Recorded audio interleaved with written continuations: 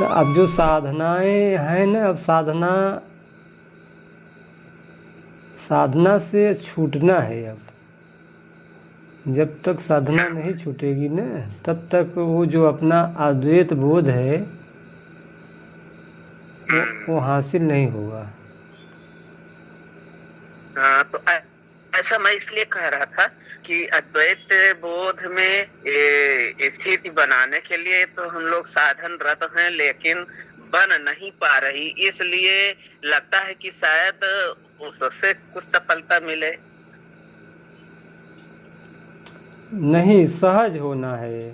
मतलब कि उस दिन घटी थी तो उसमें कोई विधि नहीं थी। अगर कोई विधि अगर होती तो मान सकते थे कि वो विधि से पाया जा सकता है। वो घटित होगा तो मतलब विधि को छोड़ने से, अगर कोई विधि पकड़े रहेंगे तो वहाँ पे मन रहेगा।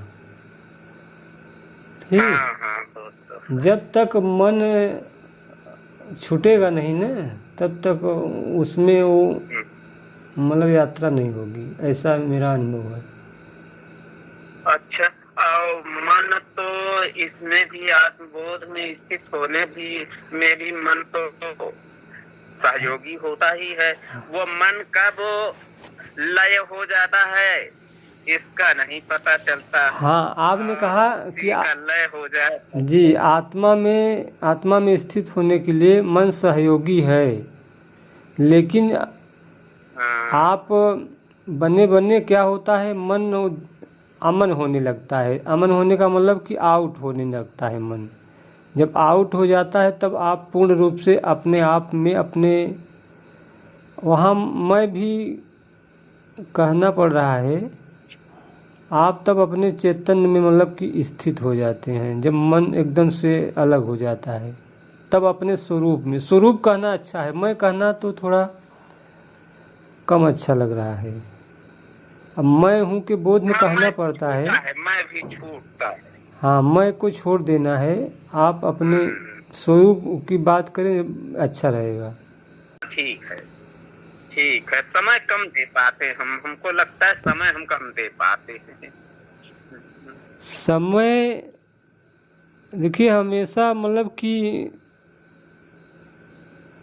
बोध जिसे बनाना है ना, हमेशा बोध का मतलब कि जो अपना चेतनता बहिर्मुखी बनी हुई है उसको पहले अंतर्मुखी करना है, बार बार उसको लौटाना है स्वयं की ओर। जब वो अपनी ओर जब लौट आ जाएगी ना, तो वो घटना किसी दिन भी घट सकती है बिना किसी प्रयास के। ये ऐसा है। जी जी भैया जी, हाँ, ऐसी ही आशा करते हैं हम। और देखिए प्रभु की जैसी भैया, प्रभु की जैसी कृपा हो। रतीश भैया, कल जब मैं सो रहा था ना रात को, मुझे ना एक ऐसा अनुभव हुआ सोते ही, जैसे मैं तो जागृत था और जैसे मैं ना किसी सुरंग में पहुंच गया हूँ और बस चले ही जा रहा हूँ, डूबे ही जा रहा हूँ उसमें अंदर। ऐसा अनुभव हुआ और फिर अचानक मेरी एकदम आंख सी खुल गई और ऐसा लगा कि जैसे अपने अंदर ही यात्रा चलती जा रही है, मैं कहीं चला ही जा रहा हूँ, मतलब शरीर नहीं था वहां पे, बस चेतना के स्तर पे जैसे कोई एक यात्रा सी चल रही हो। और मैं फिर एकदम अचानक से उठ गया कि पता नहीं क्या हुआ। हाँ, बिल्कुल। ऐसा मेरे साथ बहुत बार होता है रतीश। तो उसमें आपको कुछ भय लगा था? कुछ उसमें रतीश भैया थोड़ा सा भय लगा था आपको ने? थोड़ा सा, हाँ, भय आपको लगा था। हाँ, ऐसा लगा कि पता नहीं मैं कहाँ पे जा रहा हूँ, ऐसा लगा था। हाँ हाँ, देखिए, आपको मेरा जहाँ तक अनुभव है कि 3 अनुभव के बाद चौथा अनुभव होगा। आपको साकार का भी दर्शन होगा, किसी देवी देवता का। आपको गहरी समाधि भी एक लगेगी, बहुत गहरी समाधि। एक आपकी समाधि जो आप कह रहे हैं कि ऐसे डीप में जाएंगे कि वहाँ भय लगेगा।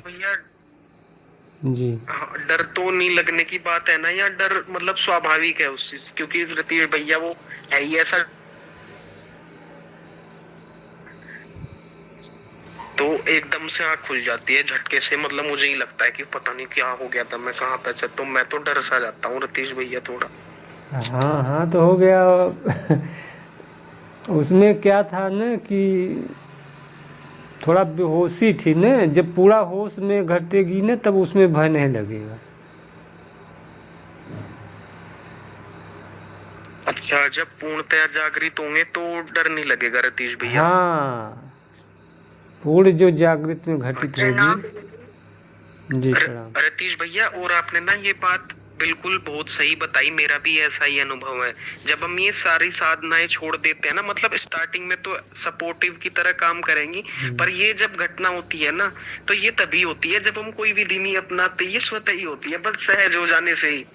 हाँ हाँ हाँ, ये सही, हाँ ये सही में मेरा भी अनुभव है कि जब हम बिल्कुल ही सहज हो जाए, मतलब हमारे मन को यूं भी ना पता चलना चाहिए हाँ हम कोई साधना कर रहे हैं, बस तब खुद ही अपने से ऐसे ही है। ऐसा अनुभव है मेरा भी। हाँ हाँ।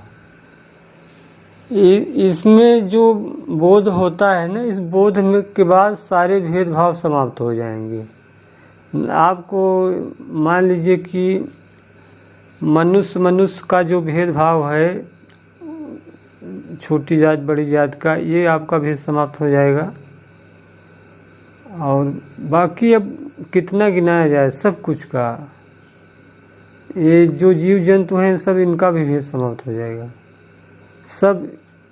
सब में एक ही रम रहा है, उसके सिवा कुछ नहीं है। जब ये भाव आ जाएगा ना, तब सबके प्रति प्रेम होगा ना। जब जी जी, अब जिसे केवल सुनते थे पुस्तकों को पढ़कर या किसी गुरु द्वारा, तो वो उतना भाव नहीं बनता था, ठीक। लेकिन जब वो पूरा हकीकत हो गया तो पूरा भाव बनेगा ना। अब उसको नकारा नहीं जा सकता। अगर कोई ऐसा नकार देता है तब तो फिर हो गया, वो फिर उसका चक्कर तो फिर वही चलता रहेगा। अगर परमात्मा ने प्रसाद दिया है, तो मौका दिया है, तो उसको पूरा फुल फायदा उठाना है। बिल्कुल रतीश भैया, अब ये है कि यात्रा बस पूरी ही होनी है, मतलब हाँ कि ऐसा पूरा ही है कि बीच में नहीं छोड़ना है रतीश भैया। क्योंकि मेरा तो मानना रतीश भैया ऐसा है कि इंसान आध्यात्मिक और धार्मिक बनता ही तभी है जब उसे असली साक्षात्कार प्राप्त हो जाए, वरना तब तक तो कोरी कल्पना या बस किताब पढ़ने वाली जैसी बात लगती है रतीश भैया।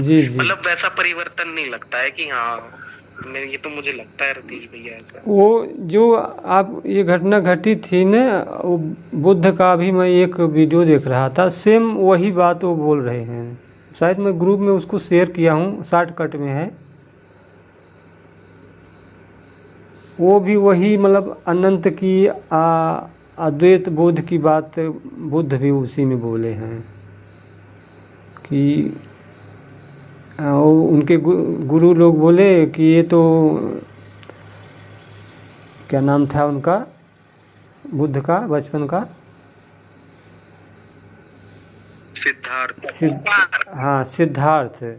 कहीं ये तो सिद्धार्थ आ रहा है, आते हुए उनको देखा तो बोले कि ये तो सिद्धार्थ आ रहा है। तो कहीं ये तो वही योग भ्रष्ट है जो यात्रा छोड़ के वो भोजन करने लगा था दूसरों का, मतलब हाथ का छुआ। तो बुद्ध बोले कि नहीं, वो मैं अब नहीं हूँ, अब मैं वो दूसरा हूँ। तो सब उसने बताए हैं। उनका इशारा वहाँ पे आई थिंक ये था कि शरीर तो मेरा वही है, लेकिन जो मेरे अंदर का मैं है वो बदल चुका है, सूक्ष्म होता है।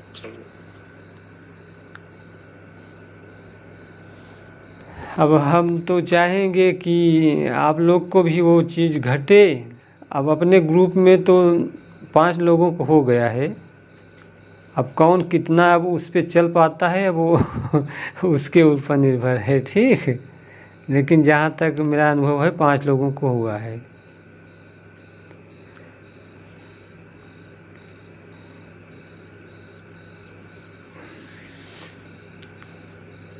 अब जो अपने पास था उसको बताना चाहेंगे, जो पूछेंगे, कोई उसमें छिपाने की बात नहीं है। अब जो ग्रहण कर पाएंगे। बाकी उसमें कोई ऐसा मार्ग नहीं है कि उसमें गलत सिखाया जाएगा। बस सारे भेदभाव उसमें सब मिटाना है। वो ऐसा मतलब ज्ञान है ना कि वो सब ज्ञान एक क्षण मात्र में पूरा मतलब हो जाता है। जो भी संशय रहते हैं ना सब दूर हो जाता है। हाँ ये है कि बिना शब्द का तो ज्ञान किया गया, लेकिन जैसे मान लीजिए कोई अध्यात्म मार्ग में चल रहा है तो शब्दों का कुछ ज्ञान उसको है ना, लेकिन जहाँ उसको संशय है ना वो फिर उसका दूर हो जाता है, संशय नहीं रह जाता है। हाँ ये है कि ज़्यादा वो पुस्तकों का पढ़ा नहीं है तो हर चीज़ का जवाब नहीं दे सकता है कि कोई कहाँ से पूछ ले, तो ऐसा नहीं है कि वो सब कुछ पता हो गया है, लेकिन वो अपने ढंग से उसको मतलब कि समझाने की क्षमता रख सकता है, मेरा जहाँ तक अनुभव है।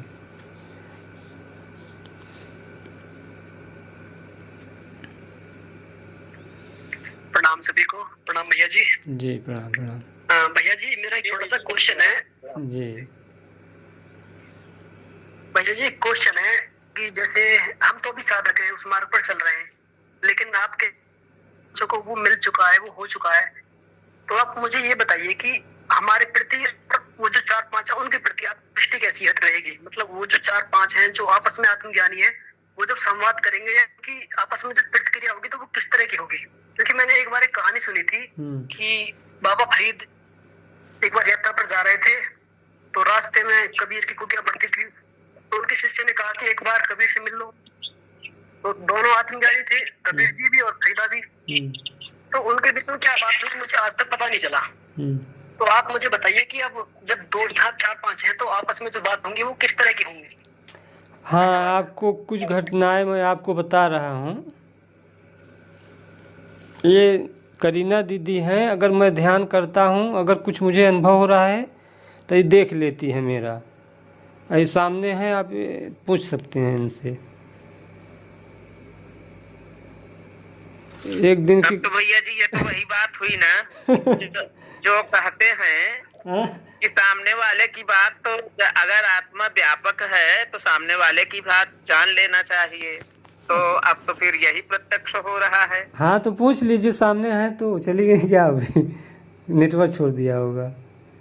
हाँ अभी लोग नकार रहे थे कि नहीं दूसरे के मन की बात को नहीं जान सकते क्योंकि अपनी वृत्ति अलग है, उनकी वृत्ति अलग है। हाँ लेकिन मुझे इस पर विश्वास नहीं हो रहा था। मुझे तो यही विश्वास था कि आत्म साक्षात्कार होने के बाद जितनी गहराई में जानते हैं दूसरों को भी हम जान सके हैं। मेरी समझ ऐसी थी। हाँ नंदलाल जी। जी भैया। करीना दीदी को हो रहा है, यह तो नहीं हो। हाँ हाँ तो सबका अपना अपना साधना में एक एक अलग शक्तियां लगी।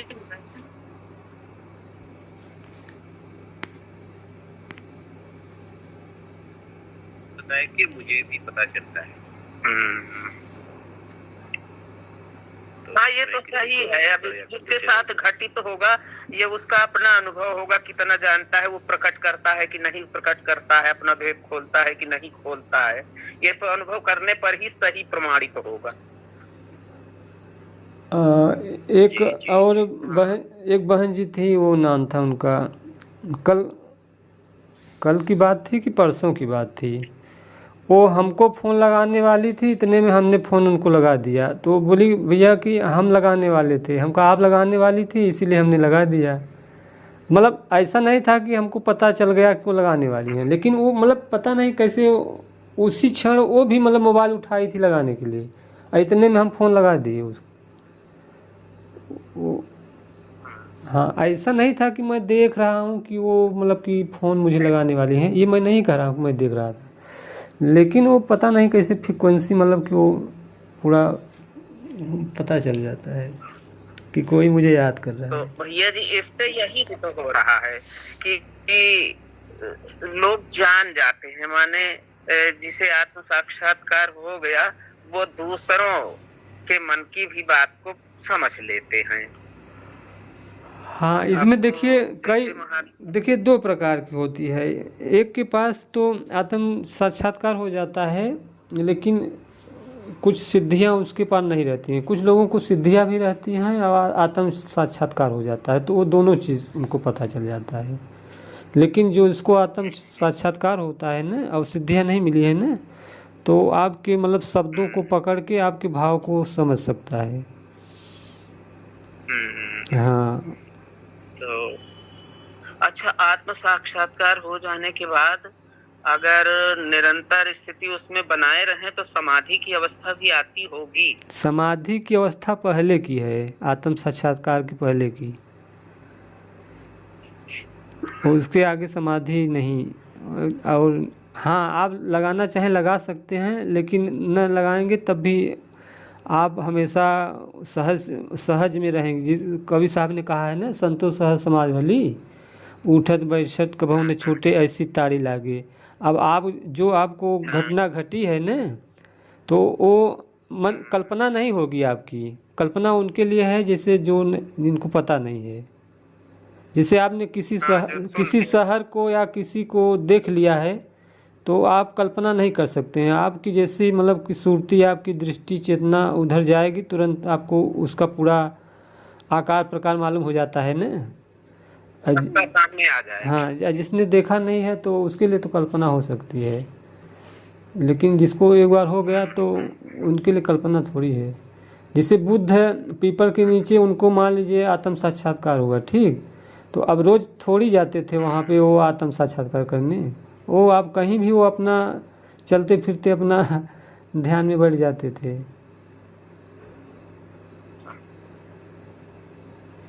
ऐसा है। जैसे महाभारत की कथा में ही सुपच महाराज जी को भोजन करा रही थी द्रौपदी जी, तो अब उनके खाने का तरीका देख करके उनको हंसी आई, तो जान गए। तो हमको तो नहीं लगता कि वो सिद्धि प्राप्त किए रहे होंगे। आत्म साक्षात्कार वाला यही उनके साथ भी हुआ रहा होगा। हो गया। अभी देखिए किसी के पास शक्तियाँ कम बेसी रहती हैं, और जैसे जैसे साधना बढ़ेगी शायद और भी आ सकती हैं, ऐसा नहीं कहा जा सकता है। हमको लगता है कि आत्म साक्षात्कार हो जाने के बाद भी उसमें ज्यादा से ज्यादा डूबे रहने की शायद आवश्यकता है। जितना डूबे रहेंगे उतना अधिक अनुभव होगा। इसीलिए महात्मा लोग कहते हैं कि भाई जिसकी जहाँ तक पहुँच, तो पहुँच का मतलब हमको लगता है कि उसमें खोए रहना होगा। जितना ज्यादा खोए रहेंगे उतना ज्यादा अनुभव प्रत्यक्ष। हाँ हाँ, बता रहे हैं ना, जैसे अगर कोयले की खदान की अगर हम संगत करेंगे तो कभी न कभी मतलब कोयला लग ही जाएगा, ठीक, अगर हम उसमें जाएंगे। अगर मान लीजिए मधु का, शहद का धंधा कर रहे हैं, तो वो भी कभी टच करेगा। तो ऐसा है, संगत जिसका रहेगा, मन है, मन अब जिसकी संगत पा गया वो हमेशा रमेगा। मन की साधना है पूरी, मन उसमें बदल जाएगा। जैसा परमात्मा का स्वरूप है, जिसका जैसा उसका गुण है परमात्मा का, अब मन भी वैसा हो जाएगा। बस इसी को कहते हैं मतलब कि काग से हंस होना, और क्या।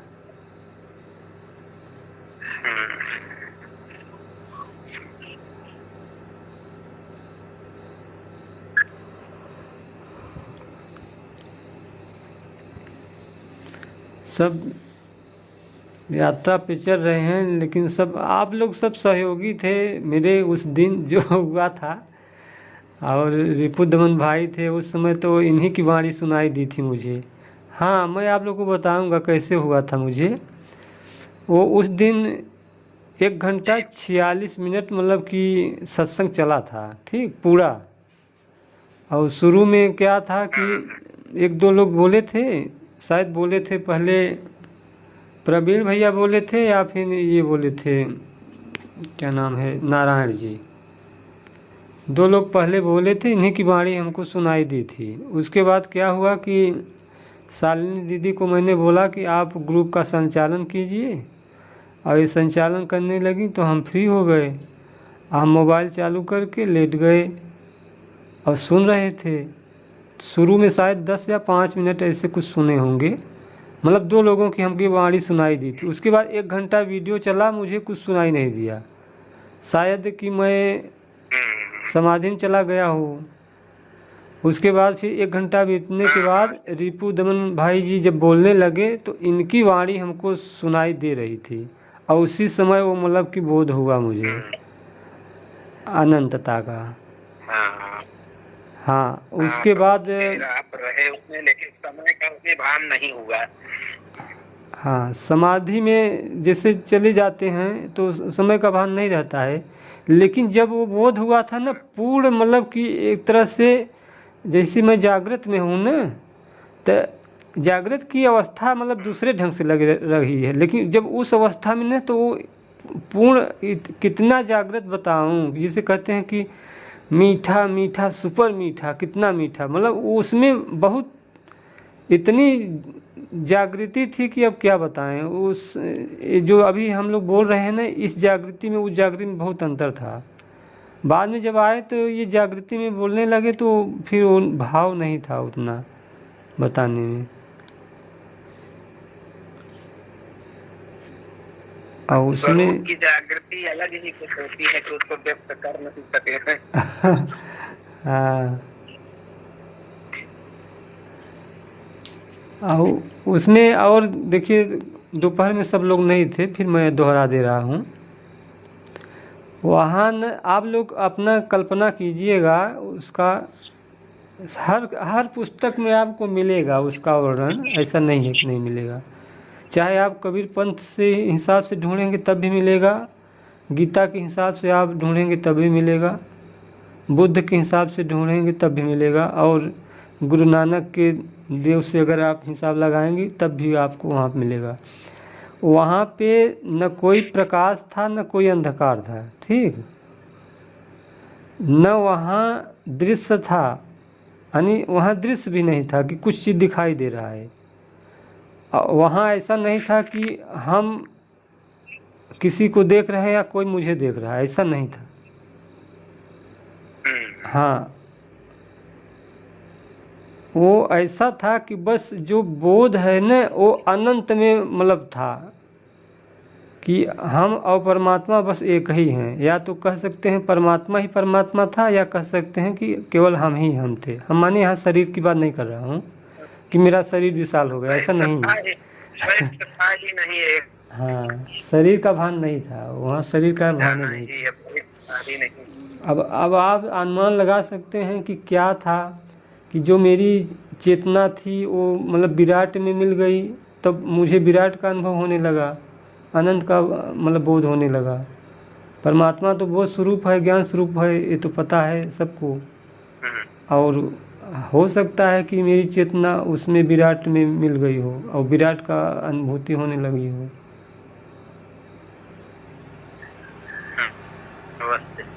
हाँ, जरूर यही हुआ। वो सीमित नहीं था, ऐसा भी नहीं था कि मैं फैल रहा हूँ, ऐसा भी नहीं था। वो मतलब अनंत में अनंत, जैसे उसकी कोई सीमा ही नहीं थी, इतना मतलब कि बोध था कि उसकी कोई सीमा नहीं थी और उसके सिवा कुछ था ही नहीं। हाँ, कोई वस्तु भी नहीं दिखाई दे रही थी, अब 2 का भी भान नहीं था, केवल 1 का भान था। जैसे मैं एक उदाहरण देता हूँ, जैसे मैं कहता हूँ कि आप अपने बोध में रहिए, स्व के बोध में रहिए, तो स्व का बोध है मतलब कि यहाँ पे मन रहता है ना, प्रयास करता है कि मैं अपने बोध में हूँ, तो ये सीमित बोध होता है, ठीक। लेकिन वो वहाँ पे मन भी नहीं था, लेकिन बोध जो था ना बहुत मतलब विराट था, अनंत था, उसका कोई अंत नहीं था। मन के साथ वहाँ जा ही नहीं सकते। हाँ, छूट ही जाएगी।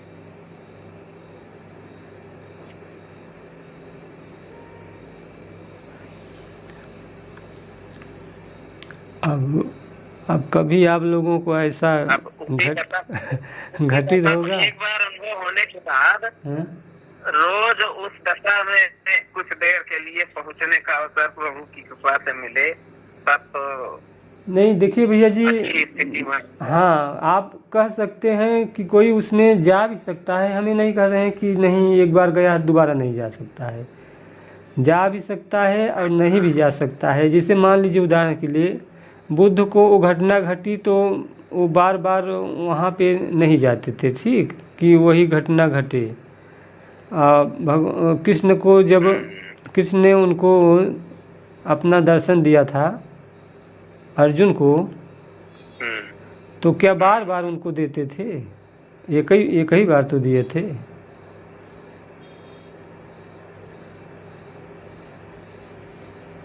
लेकिन ज्ञान तो हो जाता है ना व्यक्ति को। जैसे उनको ज्ञान इसलिए दिया जा रहा था कि कह रहे थे कि हमारे दादा हैं, चाचा हैं, किसको मारूं, तो वो उनको ये ज्ञान दे रहे थे, नहीं सब मरे हुए हैं, ये आप देख लो, तो सबको दिखा दिए, समझाने के लिए जरूरी हो गया था। हाँ, तो जब उनको समझा दिया गया तो उनको ज्ञान हो गया ना कि उसके सिवा कोई है ही नहीं है।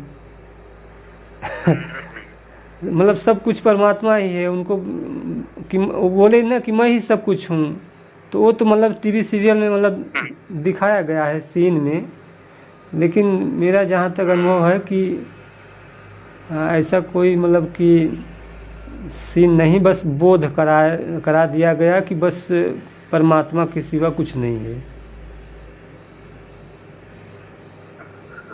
हाँ, अब इसका जितना अच्छा, जितना अधिक अभ्यास हुआ रहेगा तो जैसे हम मृत्यु का निकट समीप आवे तो शरीर छोड़ना चाहे तो अगर अभ्यास रहे तो हम जब चाहें तब उसमें अपना लय कर सकते हैं, शरीर छोड़ सकते हैं। हाँ, आप बिल्कुल सही कर रहे हैं कि आपको बताऊं कि पहले तो मन कहीं इधर भागता था, कभी उधर भागता था। अब हम कहते हैं ठीक है, कभी कभार इधर उधर हो जाता है, लेकिन कहीं उटपटांग चीज़ों में तो अब जा ही नहीं रहा है। जब भी अगर जाता है तो बस वहीं पे जाता है, उसी पे जाता है। मतलब सारी ऊर्जा जाएगा तो हाँ उधर ही लगी हुई है। इतना अभ्यास होने के बाद जाएगा तो बोध की ही स्थिति में। अब हाँ भैया जी, मुझे जो अपने अनुभव से लगता है, मेरे जो अनुभव के अकॉर्डिंग, जैसे कि आप तो आपका भाव है, मैं हूँ का भाव। हाँ, भगवान बुद्ध ने लिया था संकल्प। हाँ, जैसे वो संकल्प में बैठे थे ना, एक आसन या बस उठना नहीं है चाहे प्राण चले जाए, और आपका तो वो भाव है ही कि मैं बस मैं ही हूँ, जो सहज भाव। हाँ देखिए, लेकिन मेरा जो एक छोटा सा अनुभव अपने जो मैंने खुद किया है, वो जो मेरा अनुभव है वो ऐसा है कि जब मैं करता हूँ ना, करीब में जब 2 से 3 मिनट तक जब कुंभक होता है ना, महाकुंभक, तो उसके बाद जैसे श्वास छूटती है ना, तो तब एक ऐसा मीठा सा, बहुत गहरा सा ऐसा आनंद आता है, जैसे समझो कि पूरी धरती का आनंद एक तरफ और वो हल्का सा आनंद जो बहुत गहराई से आता है भीतर से, वो आनंद। वो आपकी मतलब समाधि है। जो वो पंच प्राणों को एक करने के बाद जो आनंद मिलता है भीतर से, जो मैंने अनुभव किया है। हाँ हाँ, आप बता रहे हैं, संकल्प से अनुभव किया आपने। उस आपकी समाधि की। जी भैया जी। हाँ, हमारा संकल्प आपको मैं बता दे रहा हूँ क्या था संकल्प। हम एक दिन पहले संकल्प हमारा ये था कि ये रीता बहन जी थी, ये ग्रुप में बोल रही थी कि भैया हम कई जगहों से हम भटक के आ रही हूँ, आप मुझे संभालिए, अब आपकी शरण में हूँ, आप जैसा चाहे मुझे वैसा करें। मुझे ये रोने लगी। हम भी अब इधर फूट के नहीं रोए थे, लेकिन हृदय से हम भी मतलब रोने लगे। फिर उसके बाद ऐसे ही मतलब परमात्मा ही नाम लेके मैंने प्रार्थना किया, परमात्मा लोग हमारे सहारे आए हैं, तो आप मुझे मतलब कि अपना क्षमता दीजिए कि हम मतलब इन लोगों को समझा सकें। बस हाथ जोड़ के हम प्रार्थना 2 दिन किए थे। उसके बाद तीसरे दिन मतलब ये घट गया था। यही मेरा मतलब इतने संकल्प था। जी भैया जी, प्रार्थना में बड़ा बल है, बहुत हाँ। कहा है संतों ने। प्रार्थना, भजन ले लो, प्रार्थना तो स्वास्थ्य करनी चाहिए।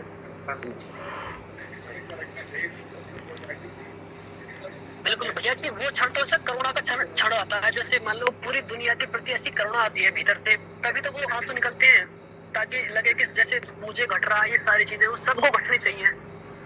या ऐसा लगता है कि मैंने आपसे पहले ये क्यों नहीं पाया, उसके आंसू होते हैं मुझे लगता है भैया जी है, क्योंकि पहली बार तो मुझे भी आंसू आए थे, लेकिन उसके बाद जब मैं करता हूँ तो आनंद तो आता है, लेकिन अब वो अंदर से वो मतलब जो बात की जो फीलिंग है वो ऐसी नहीं रहती है जैसे पहली बार जो फीलिंग आई थी, उसके बाद की जो फीलिंग है। हाँ भैया जी, मैं यही कह रहा था कि जो पहली बार जो करुणा आती है ना, जो आंसू आते हैं, शायद वो दूसरी तीसरी बार जब वो आएगा ना अंदर से वो भाव, वो आनंद, तो तब वो नहीं रहता इतना गहरा जितना शुरुआत का आता है, क्योंकि तब तो लगता है कि जैसे खुद को जब ऐसा अनुभव होता है तो खुद पर भी दया आती है कि अब तक क्या कर रहा था भाई। हाँ, हमारे आंसू नहीं चुए थे, बता रहे हैं कि 3 बार मतलब घटना घटने के बाद 2 बार आंसू चुए हैं, और 1 बार मतलब कि नहीं घटा था, उसके 1 दिन पहले आंसू निकले थे, नहीं तो जल्दी आंसू मेरे नहीं निकलते थे।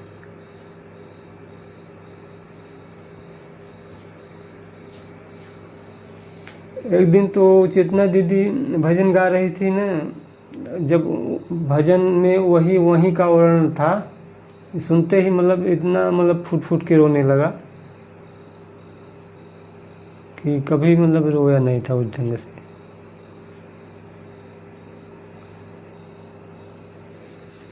सतीश भैया, एक मेरा प्रश्न था थोड़ा सा। बोलिए। हेलो। हाँ बोलिए। सतीश भैया, जैसे किसी को एक बार आत्म साक्षात्कार हो गया, तो उसके बाद फिर वो कभी व्यवहारिक जीवन में कभी माया से आकर्षित नहीं होता, फिर वो या चांसेस होते हैं, इस पे थोड़ा सा बताइए। अब आप तो मान लीजिए कि आपने जो कहा, हो सकता है कोई, अब संकल्प तो आदमी लेता है कि हाँ न जाए, और जो गया तो फिर वही फिर भटक गया, और क्या, उसी को कहते हैं योग भ्रष्ट। फिर जाएगा 84 में और का भोगेगा।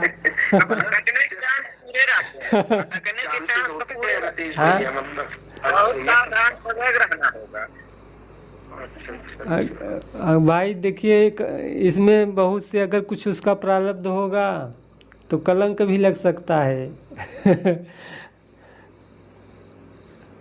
ऐसा भी चांसेस है भाई, सबको लगा है। बिल्कुल हुआ है, होता रहा है। हाँ, बुद्ध देखिए इतना मतलब स्वच्छ थे, लेकिन उनको भी वहाँ पे नहीं कलंक लगा दिया गया था कि एक महिला उनके मतलब कि कुटिया में प्रवेश कर गई थी, तो उनको बदनाम करने के लिए सब मतलब उपाय किए थे, तो हो गया, शायद कुछ रहा होगा उनका प्रारब्ध। ऐसे अभी देखिए, में कपड़ा उपड़ा बांध के आई थी उनको बदनाम करने। हाँ, कि इनका बच्चा है। तो अब ऐसे ही है। ज्ञान की भी कुछ भूमिकाएं हैं भैया जी, ज्ञान की भी कुछ भूमिकाएं हैं, सुना मैंने, पढ़ा था कहीं पे 7 भूमिका होती हैं। अब अगर आप 1 चौथी या 5वीं भूमिका पर पहुंच जाते हो तो फिर आपका गिरना नहीं होता है, फिर आपका वो आप सप्त भूमिका तक ही जाते हो, लेकिन उससे पहले आपका गिरने का चांसेस रहते हैं। अब हो गया सब, आप लोग प्रार्थना कीजिए परमात्मा से कि हम आगे बढ़ें, और क्या। बाकी हमारी ऐसी कोई इच्छा नहीं है कि हम अब नीचे गिरें। नहीं, वो प्रश्न चल रहा था ना सत्संग में कि योग भ्रष्ट का, तो उसकी कुछ भूमिकाएं, फिर आपको गिरने का कोई चांस नहीं रहता, फिर वो आप सप्त भूमिका तक जाते ही हो, और सप्त भूमिका में शरीर छोड़ देते हो, और उससे पहले गिरने की संभावना रहती है। तो लेकिन ये नहीं मुझे पता कि किसकी कहाँ पे स्थिति है। हाँ हाँ। और इसे हमारे अंदर से कभी कभी ये आवाज़ निकलती है ना कि हमारा शरीर ज़्यादा दिन तक नहीं रहेगा। सर बता रहा हूँ, मुझे ऐसा फीलिंग होता है, बाकी जैसी परमात्मा की इच्छा।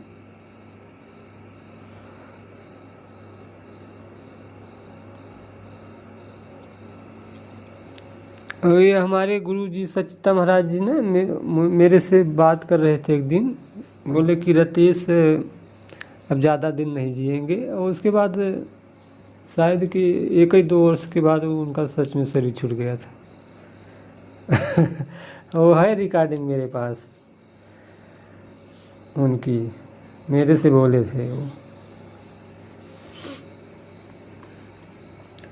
या आपको कुछ ना कुछ वासना सही शब्द नहीं है, लेकिन जब तक आपको कुछ लेकिन किसी भी चीज से तो लेकिन महाराज जी सयाने हो चुके थे, वृद्ध हो चुके थे।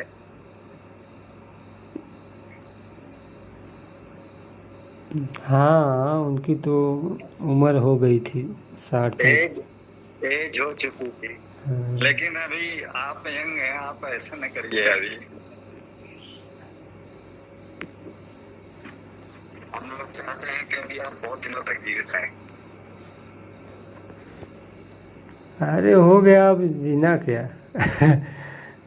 शरीर का क्या जीना है।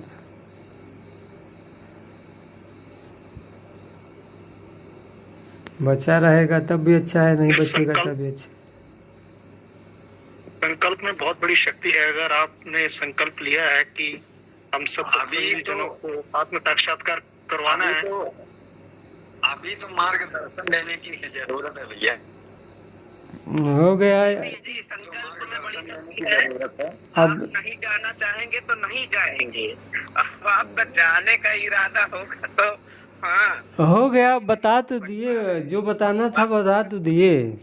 अब जिनको प्रसाद मिलना था बता दिए, बाकी अब आप लोग आगे बढ़िए। अब इसमें कोई संशय नहीं है कि अभी तो सिर्फ किताबों में आप लोग पढ़े थे ना, या किसी से सुने थे, तो आपको सामने बात हो रही है। अगर नहीं मानते हैं तो कोई बात नहीं है। आप लोग प्रार्थना कीजिए परमात्मा से कि हम लोग भी आगे बढ़ें, अपनी चित्त शुद्धि कीजिए, मुक्ति अपने लिए मांगिए कि हम भी मुक्त हों, मेरे साथी भी मुक्त हों, सारा संसार मुक्त हो। सबके साथ प्रेम करिए, साधना करते रहिए, वो समय आएगा तो घटेगा।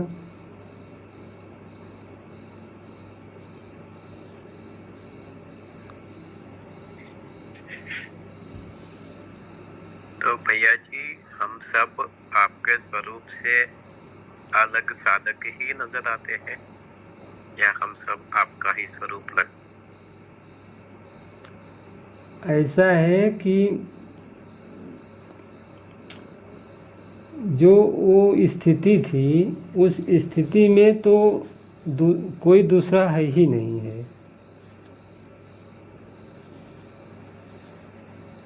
मतलब उस स्थिति में अगर कहा जाए, अगर उस स्थिति में रह के, तो कोई दूसरा है ही नहीं एक के सिवा।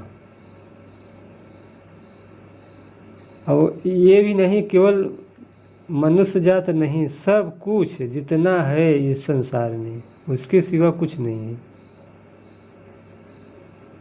लेकिन फिर भी आप जैसे मान लीजिए कि दूध है, अब दूध से आप मक्खन बना लिए, दूध से घी बना लिए, दूध से आपने रसगुल्ला बना लिया छेना वाला। अब अलग अलग हो गया ना, देखने में तो अलग अलग लग रहा है, लेकिन एक ही जात से सब कुछ है, ऐसा ही समझ लीजिए।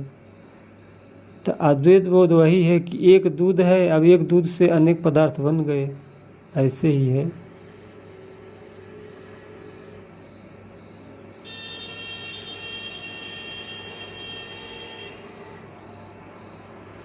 अब उस स्थिति में आप जाएंगे तो सिर्फ कहेंगे सब कुछ चेतन है, लेकिन फिर अब यहाँ आएंगे तो मन इंद्रियों के द्वारा देखेंगे तो आपको जड़ चेतन अलग अलग दिखाई देंगे।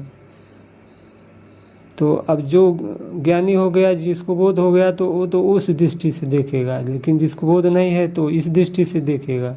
इसीलिए मैंने एक दिन प्रश्न किया था कि जड़ को जड़ दिखता है, अचेतन को चेतन तो एक पहला मेरा प्रश्न था यहाँ का, मन के स्तर का, दूसरा प्रश्न मेरा था वहाँ का। तो इसीलिए लोग सब समझ नहीं पाए। सब लोगों ने कहा नहीं, चेतन को ही चेतन जानता है, और चेतन चेतन को ही जानता है, चेतन ही जड़ को जानता है, यानी जड़ जड़ को नहीं जानता है। तो कई फेसबुक भी डाले थे, तो एक दो लोग उसका मतलब जवाब सही दिए थे, जो मेरा अनुभव था, और बाकी लोगों ने तो अपना जो पढ़े थे किताब में वही जवाब दिए थे। तो अनुभव का देखिए कुछ अलग रहता है, और जो पढ़े हैं वो थोड़ा अलग रहेगा। अब भाई हम भी अगर उस स्थिति में न रहते तो हम भी जो सब जवाब दिए हैं वही हम भी देते हैं कि चेतन चेतन को जानता है और चेतन ही जड़ को जानता है, यानी जड़ जड़ को नहीं जानता, यही हम भी जवाब देते। तो लोगों ने जवाब दिया तो उनका भी सही है। और अगर उस स्थिति में बात करेंगे तो फिर वहाँ तो चेतन ही चेतन को जानता है।